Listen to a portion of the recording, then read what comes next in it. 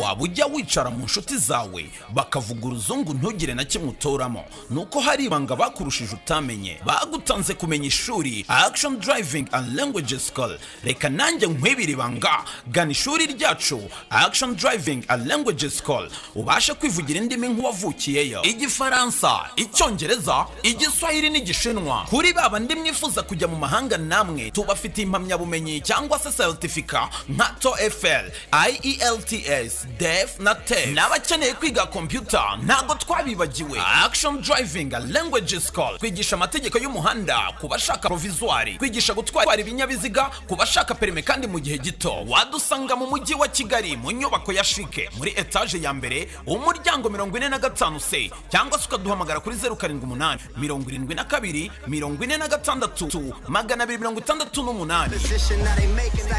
46 268. Nagira ngo nkubwire ngo nushaka ugaruke mu murimo w'Imana, nushaka ufata indi myanzuro, nta mahoro uzagira uri desata. Wenda uzatunga ibya mirenge ku ntenyo. Kuba waravuye mu murimo w'Imana, ukaba waravuye mu gakiza, ukaba waravuye mu masezerano, ukaba waravuye mu masengesho, ukaba waragiye, ntago Imana izakureka. Turabashuhuje mu izina rya Yesu Kristo w'i Nazareti. Amahoro y'Imana nabe muri mwebwe. Turabashuhuje mwebwe abakurikiranye Mama Sharirene Official. Amahoro y'Imana nabe muri mwe. Turabashuhuje rero, twarabibonye ukuntu mukomeje gukora share, ukuntu mukomeje gukora subscribe, n'ukuntu mukomeje kwandikaho hepfo kuri comment dukurikirana amagambo mutubwira no kudutera courage.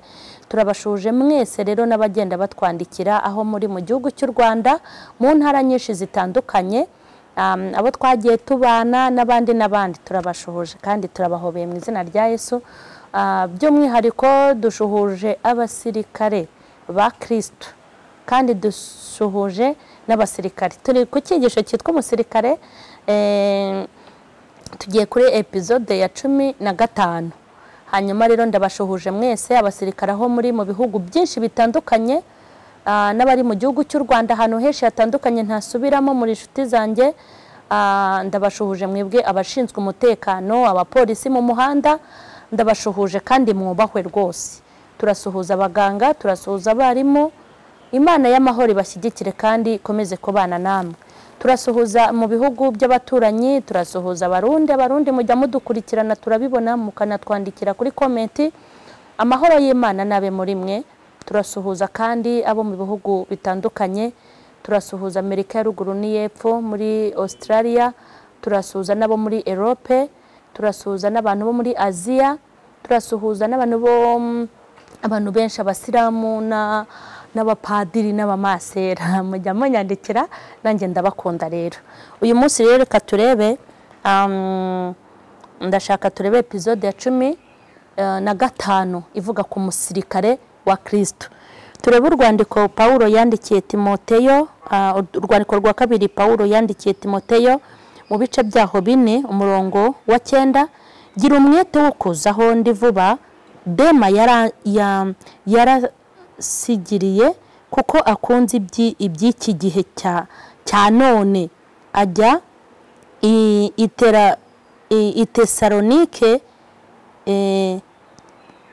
i Tesalonike, Kiresitenki nawe yagiye i Galatiya, naho Tito yagiye i Daruwatiya. Luka nawe mwene ukiri Luka niwe wenyine ukiri kumwe nanjye. Shaka Mariko umuzane kuko angirira umumaro ukunkorera. Ariko Tukiko namaze kumwohereza muri Efeso, nuza uzazane umwitero nasize. Okay, aya magambo siyo naringambiriye cyane. Ahantu nashakaga kuvuga ni ku murongo waho wa 10 ngo Dema yarasigiriye kuko akunze iby'iki gihe cya none. Ajya gira umwete wo kuzaho ndi vuba. Dema yarasigiriye kuko akunze iby'iki gihe. Naha nashakaga n'aya magambo Pawulo yari ari kubwira Timoteyo ari kumubwira ngo ngwino kuko Dema yamaze gukunda iby'iki gihe yaragiye. Hanyuma ndashaka ko tuganira ijambo ry'Imana kuri aya magambo Pawulo yabwiye Timoteyo amubwira ngo ngwino ugire umwete wo kuza hondi, nubwo uzi yuko nkiri kumwe na Dema ariko we yikundiriye, yakundiye iby'isi, yarasize ndi njyenyine. Agenda namusobanurira n'abandi bakozi b'Imana uko yagiye abohereza ahantu hatandukanye gukora umurimo w'Imana. Twagiye tuganira ibintu byinshi ku musirikare, kuba twaratangiriye kuri episode ya mbere tukaba tugeze kuri episode ya 15. Twavuze ku cyitwa umusirikare wa Kristo tugenda tumuhuza n'umusirikare w'umubiri. Twavuze ukuntu abasirikare bakunda igihugu, twavuze ukuntu intsinzi y'abasirikare, intsinzi umusirikare uvuga ngo yatsinze nuko yabonye ibendera ry'igihugu cye rizamuye nibwo yishima. Twagiye tuvuga ku bwitange bw'abasirikare, twagiye tuvuga ukuntu ku rugamba abasirikare batajya birara, twagiye tuvuga ukuntu abasirikare bagira urukundo, twavuze ukuntu abasirikare bakunda umwambaro wabo banawubaha ntago bawujyana ahantu hose. Ariko uyu munsi ndashaka kwigisha ku ijambo ryitwa dezata. Ndashaka mvuge kuri dezata zo mu nzu y'Imana, hanyuma nzihuze na dezata zo mu buzima busanzwe kugira ngo mbashe gusobanura aha hantu abantu batorotse igisirikare cya Kristo mukagenda atabasezereye kandi mutanasezeye. Aya magambo twanditse hano, twasomye hano, Pawulo ngo ari guhamagara ari kubwira Timoteyo, aramubwira ati ngwino Dema yaransize, yakunze iby'iki gihe. Ndashaka nigishe ku ijambo ryitwa dezata. Dezata ni iki? Ngewe abantu benshi mujya mumbaza ngo ibintu by'abasirikare mbimenyera hehe nabikuye he, ariko ahantu umenyera ibintu by'abasirikare ngewe ndabitegereza naho bari hose, nkajya nkurikirana n'amafilime yabo. Mbese ikintu cyose washatse kwigura kimenya no mu buzima busanzwe. Nashatse kumenya ubuzima bw'abasirikare ho gato, kuko kubumenya cyane bwo ntago byakunda kuko ndi umusivile, yego, ariko namenyeho dukeye. Rero kubera ko nagiye ndeba ibintu byinshi kugira ngo mbashe gusobanukirwa umusirikare, mbashe kuvuga kuri uyu musirikare wa Kristo. Hari umusirikare rero witwa dezata. Umuntu witwa dezata mu gisirikare ni muntu ki? Umuntu witwa dezata mu gisirikare ni umuntu watorotse igisirikare akagenda adasezeye. Iyo watorotse igisirikare baragufata bakagufunga, batanagufunga bakaba bagufata bakagusubiza mu gisirikare. Bishatse kuvuga ngo kuva mu gisirikare nk'uko ba waragiyeyo bakakwandika bakakumenya bakagufata nk'ingabo y'igihugu, niyo ugiye kuvamo ushobora kubabwira ikibazo wagize ukavamo. Ariko iyo wibeshye ukagenda mu buryo butazwi, ntago ubaho mu bwigenge, ntubaho mu bwisanzure, nta nubwo ubaho wishimye, ntago ubaho mu burenganzira busesuye. Ariko tuzavuga no kuri the mob, nabyo tuzabivugaho, tuvuge no ku bantu bafatishwe matekwa. Hanyuma ndashaka noneho nivugire ntanga urugero ku musirikare w'umubiri kugira ngo mbone uko mvuga kuri uyu musirikare wa Kristo. Ndashaka kuvuga abantu babaye dezata bagatoroka igisirikare cya Kristo. Abantu batorotse igisirikare cya Kristo, abantu mwatorotse mukagenda, wari muri korari urangije uyivamo, wari umuririmbyi urabihagarika, wari pasiteri. Reka mbabwire, uyu muntu Dema Pawulo yavugaga, uyu yari umwana mwiza, yari yarabatijwe. Dema yari yarakurikiye Pawulo, yari yarabwirijwe ubutumwa bwiza, yakoranaga umurimo na Pawulo. Hari umwana ushimwa mu mico no mu myifatire, ariko bigezaho biramurambira nk'uko namwe byabarambiye. Biramurambira afata inzira asiga Pawulo. Niko gutangira guhamagara Timoteyo, haramubwira ati mbese uracyazi ko Dema tukibana? Burya yakunze iby'isi, harangije arigendera. Harangije aramubwira ati gira vuba ugira umwete wo kuza hondi, Dema yaransize. Ndashaka kubwira abantu babaye dezata. Nta mahoro uzagira uri dezata. Wenda uzatunga ibya mirenge ku ntenyo. Kuba waravuye mu murimo w'Imana, ukaba waravuye mu gakiza, ukaba waravuye mu masezerano, ukaba waravuye mu masengesho, ukaba waragiye, ntago Imana izakureka nagira ngo nkubwire ngo nushaka ugaruke mu murimo w'Imana, nushaka ufata indi myanzuro, Imana ifite abadezata.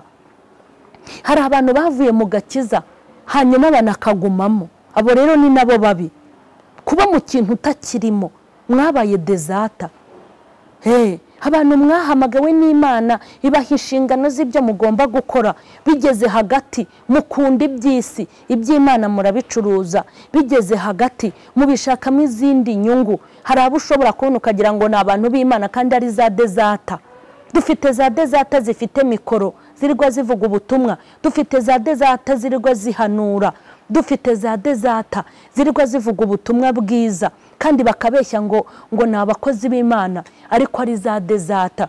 Dufite za dezata bafite imisaraba ku makote kandi baradezatinze, ntabwo bakigaragara muri iki gisirikare cya Kristo, ntabwo bakigaragara mu ngabo z'Uwiteka, ntabwo bakigaragara mu bakozi b'Imana, babaye dezata. Buri wese rero arimenya, ariko nje kukubwira ngo abantu b'Imana urufatiro rw'Uwiteka ruracyariho kandi rwanditseho ko Uwiteka azi abantu be.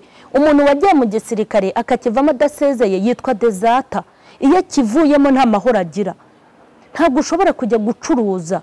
Uravuye mu gisirikare ntabwo uba ufite umutuzo. Uravuye mu gisirikare udasezeye ntabwo bikunda, baragushakisha paka bagufashe. Ntabwo byemewe rero gutoroka igisirikare. Abatorotse igisirikare cya Kristo rero nagira ngo nkubwire ngo wikomeza kubivuga ku magambo. Garuka, ijisho ry'Imana ribi ritazakureba, kuboko kubi k'Uwiteka kutazagukoraho. Garuka mu murimo w'Imana. Abantu ujya kumva umuntu yicaye mu kabari ngo biriya bintu by'abarokore ngo nanjye nabibagamo kera, ni wowe dezata nabwiraga. Ugasanga umuntu shama amasharire kera bajyaga bambwira wowe urabiharaye ngaho bikore.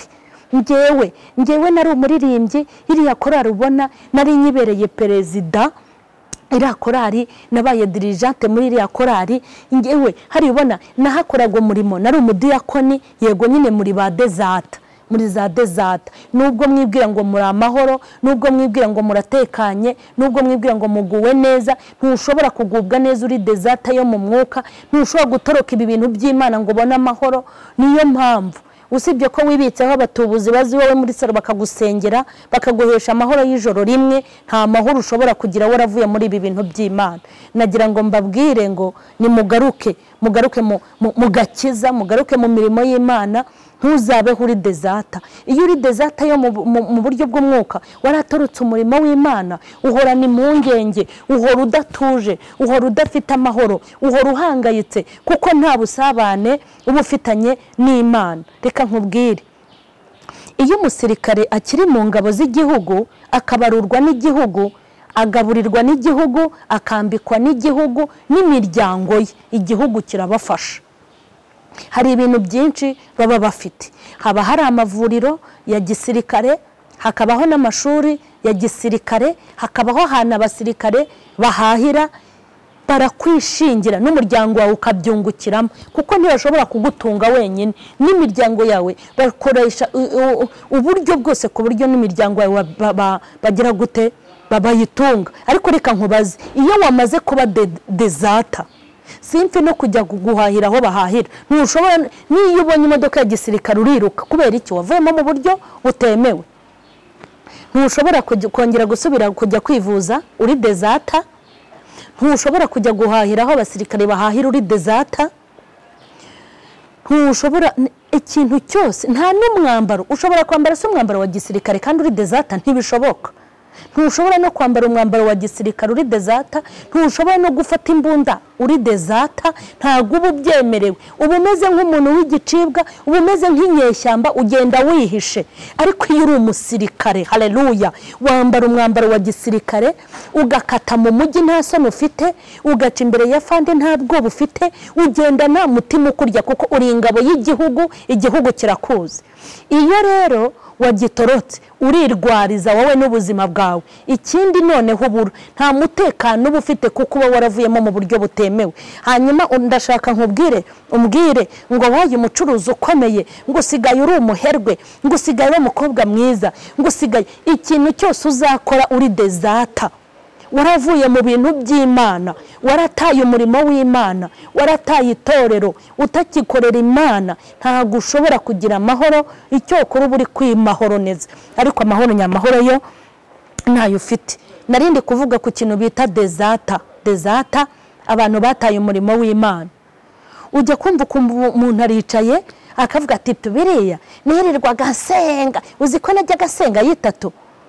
Biriya bintu nge nabibayemo, ibintu by'abarokore nabibayemo, ugasanga kandi koko yagiye mu bindi bintu, nta kiri mu murimo w'Imana. Yari umuririmbyi, yari umupasiteri, yari umuvugabutumwa, yari umuhanuzi, yabaga mu nzu y'Imana, yari umunyamasengesho, yabaga mu byiciro bitandukanye by'itorero, ariko iby'isi biragira gute, biramukurura, bimwambura kuba mu nzu y'Imana. Ni wowe demobe nabwiraga. Hanyuma dore rero ikibazo uzahura nacyo, nimba Imana iyo uri mu murimo w'Imana nayo irakwishingira. Imana nihabwa icyubahiro.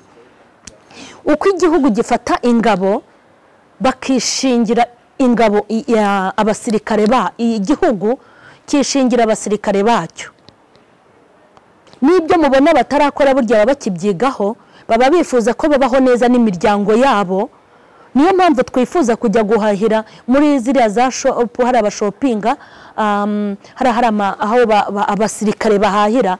Ugize Imana ntago we byakunde kuko uri umusivili, kereka uri umugore w'umusirikare cyangwa uri umwana w'umusirikare. Ni ibikorwa bya gisirikare. Ndashaka impamvu ushaka gusobanurira.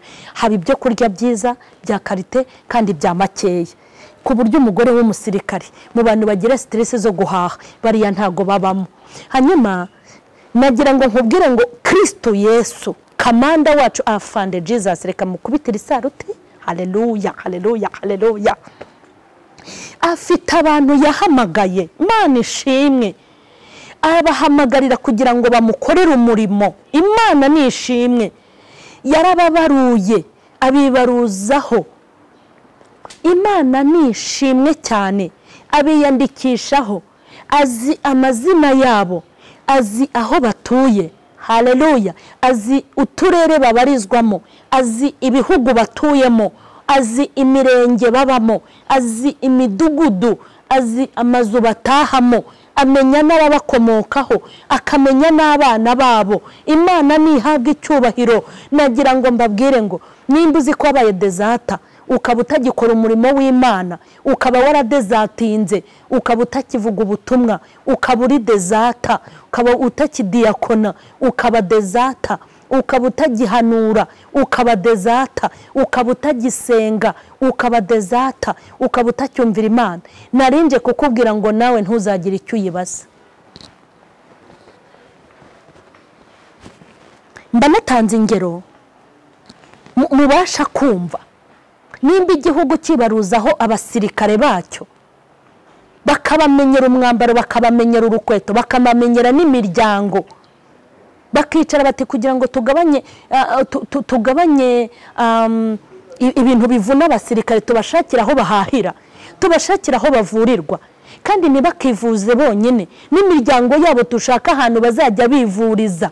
Kuko uri umwana w'umusirikare warwara ntuhere mu rugo, kuko uri umwana w'umusirikare ukabona ibyo kurya, kuko papa wawe ari umusirikare, kuko mama wawe ari umusirikare. Haleluya. Ndashimira Imana ko nayo abantu yahamagaye ikabashyira muri uyu murimo, yarabanditse, yabibarujeho. Ni nayo mpamvu Imana yigutunze uri umukozi w'Imana, igutungana n'abana bawe, igutungana n'imiryango yawe, irakumenya kuri buri kintu. Hanyuma wowe ko wabaye desata, ukava mu gisirikare cya Kristo, ukava mu murimo w'Imana, aho yaguteretse ntukihari, inshingano warazitaye, wagiye mu mibare, wakunze iby'isi nk'uko Dema yakunze iby'isi agasiga Pawulo wenyine. Hanyuma rero ejo uraje uterwe, ubucuruzi bwawe buzemo ikibazo, utereka nzindukire kanyarira. Wijya kanyarira nta kintu wenda kubaza Imana, kandi uri desata utakiri mu bantu bayo. Gute se? Hanyuma ujya wirirwa ubeshya abantu ngo warasenze, ufite amasengesho menshi ari kuri desata. Yego, ikintu cyose wakora uri desata ntago Imana ikibona. Imirimo yose uzakora uri desata ntibishoboka. urutonde rw'abasirikare ingabo z'igihugu, buri gihugu gifite urutonde rw'abasirikare, n'Imana ifite urutonde rw'abakozi. Ntabwo waza kuyijijisha, ntabwo waza kuyiyoberanyaho. Abantu bazajya biyoberanya mu bandi, ujijishe kandi uheze. Tubona uri umukozi w'Imana kandi uri dezata, tujye tukubona ngo uri umuhanuzi kandi uri dezata, tukubone ngo uri pasiteri ufite umusaraba ku ikote kandi warabaye dezata, tukubone ngo uri bishop kandi uri dezata, tukubone ufashe mikoro uri kubwiriza isi kandi uri dezata. Ariko Imana ifite urutonde rw'abakozi bayo, irarufite. Umukozi w'Imana yemerewe kubaho, umukozi w'Imana yemerewe gutabarwa n'Imana, umukozi w'Imana yemerewe gutungwa n'Imana, yemerewe kumwitaho, yarwara ikamurwaza, yaterwa ikamutabara, yagira urubanza ikamuburanira, yagira ikibazo Imana ikagikemura, ikagera no mu bana wabyaye, ikinjira mu bahungu bawe, ikinjira mu bakobwa bawe. Imana ikigwatiriza kubera ko ariyo yakwihereye akazi, ukaba uri kugakora neza. Burya ni nayo mpamvu umuntu wahamagawe n'Imana akaba azi ko Imana yamwibarujeho, ukaba ubizi neza ko uri umukozi w'Imana isumba byose, ujye uryama wizigure, ujye ugenda wemye, ntukagire pressure y'ubuzima, ntukagire stress, ntihakagire ikiguhangayikisha. Wanditsweho n'ijuru, niryo ryakwibarujeho. Imana ishimwe. Niyo mpamvu uzajya kubona ubone birakomeye, hayinzu ugiye kuyabura, ubone Imana iguciriye inzira, uri mu murimo wayo. Hanyuma we wavuye mu murimo uracyasaba iki Imana? Uraka Imana iki kandi umurimo wayo warawutaye? Njya mbwira abakozi b'Imana ngo umurimo w'Imana uwo ari wo wose niyo mbehe uriraho. Nudakora umurimo w'Imana uko ibishaka mu kuri no mu mwuka, ntuzategereze kubaho, uzabeshwaho n'iteka mutwe, kandi iteka mutwe rigira garanti. Imana iturengere.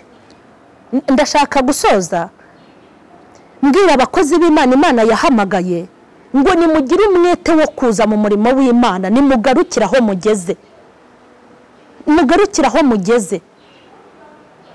Ngwino mu murimo w'Imana, ngwino garuka mu nzu y'Imana. Imana igutegeye ibiganza, Yesu arambuye amaboko ari kukubwira ngo ngwino. Imana iracyari ku ntebe y'imbabazi, wikomeza kuvuga iby'Imana ngo wari ubirimo, ahubwo ngwino ubibemo. Nari umugabo ntihabwa intebe. Agaciro k'ibyo wakoze kera, ibyo wakoze kera biheshwa agaciro n'ibyo uri gukora ubu. Ntabwo ushobora kuvuga ngo warasengaga ibyatsi bikaza, ngo mwasengeye munsi y'ibiti, ngo kera ngo nimwe mwafunguje imidugudu. Ibyo bintu ntabwo bikora. Agaciro k'ibyo tuvuga nuko na n'ubu tugomba kuba tubirimo. Nagira ngo nkubwire ngo uri dezata, waratorotse uva mu bintu by'Imana. Uwakubona ubwiriza yabona ukibirimo, uwakubona uvuga mu ndimi yagira ngo uracyabirimo, uwakubona uhagaze ku gatuti ngo uri umushumba yagira ngo uracyariyo, uwakubona ngo uri bishop ngo uri apotre yagira ngo uri, ariko muri ba dezata. Nimugarukire Imana, tugiye gusenga. Nimugaruke. Dezata ntashobora gutonda umurongo ngo ajye guhahira muri ariya mashopu yabo, ntibishoboka. Ntabwo dezata ishobora kujya kwivuza ngo nk'ingabo, nta nubwo dezata ishobora kwambara umwambaro wa gisirikare, nta nubwo dezata ishobora kugenda ifite amahoro. Dezata niyo ari kugenda abafite ubwo bavuga ati bari bunkacire.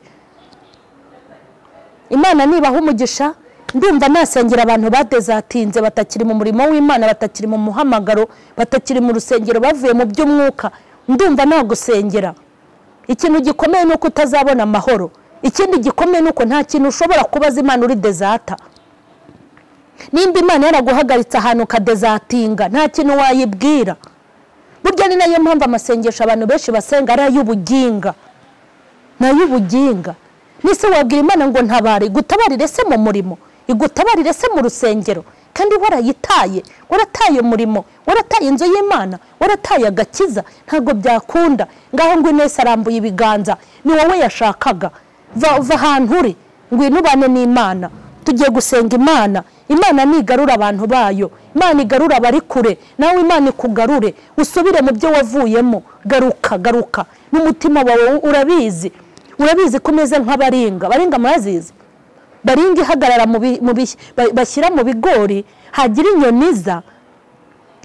inyoniza ikibwira ngo ni umuntu kandi ari igiti bambitse imyenda. Imana ariko wowe irakuzi. Garuka mu nzu y'Imana. Imana yari yarakwibarujeho, iyi kwibarujeho. Haleluya. Iyo Imana imaze kukwibaruzaho, isigara ihanganye n'ibyo muhanganye, isigaye ivuguruze ibikuvugisha, iguhagararaho, iguhozaho ijisho. Mureke ndabwire, iyo umusirikare yagiriye ikibazo ku rugamba, hari ahantu bafande baba bari bagenda babakurikirana, bakareba ngo hakenewe sapoti runaka, bakabaho sapotinga, bakeneye imisada, bakeneye ubufasha, igihugu kikohereza ubufasha, hakenewe izindi ngabo. Imana ishimwe, ijuru naryo rijya ridufasha. Imana ikakwitegereza iti imbaraga ziramushiranye, reka tumuhe sapoti. Niyo mpamvu mubona tutajya ducogora, niyo mpamvu tutarambika intwaro hasi. Hari ahandi duhabwa umusada w'amavuta n'imbaraga no gushikama. Imana ishimwe. Yego, kandi bakajya bagirana ubumwe, ijuru rikajya rigirana ubumwe n'abantu baryo. Mana ya Isaka na Yakobo, Mana y'ubutware n'ubushobozi, Imana y'imbabazi n'imbaraga, Imana yambaye icyubahiro no gukomera, Imana umukozi w'umuhanga. Haleluya, haleluya. Turakubashye afande Jesus, tuguhaye icyubahiro, tuguhaye icyubahiro, tuguhaye icyubahiro. Ni wowe, ubuhake bwawe ni bwiza, ubuhake bwawe turabwemera, ubuhake bwawe buradushimisha.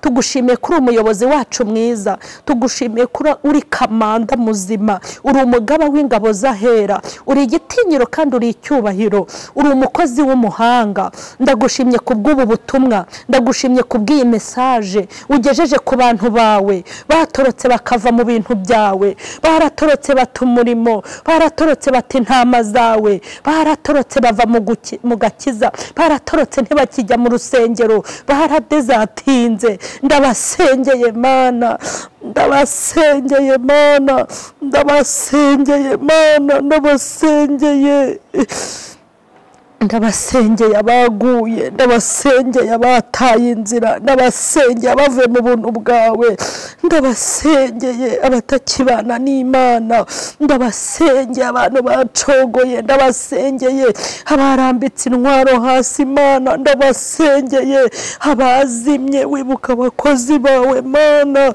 wibuka ibihe mwagiranye, wibuka ukuntu bagukoreye, wibuka imisozi mwatereranye, wibuka abashumba, wibuka abapasteri, wibuka abahanuzi, wibuka abaririmbyi Mana, bibuke, wongere bamereza agasatsi, ubaha imbaraga, bigaranzura ababisha babo, bagaruke mu murimo wawe Mana. Ndabasengeye cyane, ujye hafi ndetse na kure mu bihugu bitandukanye, mu gihugu cyacu, girira neza itorero, abantu bawe bagume mu murimo kandi bawugarukemo. Ndagushimye cyane Uwiteka, kubyumvise kandi ubikoze. Cyubahiro n'ikibi cyawe ni mu izina rya Yesu, amen. Hanyuma Imana nibaha umugisha, mbifurije amahirwe masa yo kuba abantu Imana izi kandi Imana ibona. Imana y'amahoro nibaha umugisha.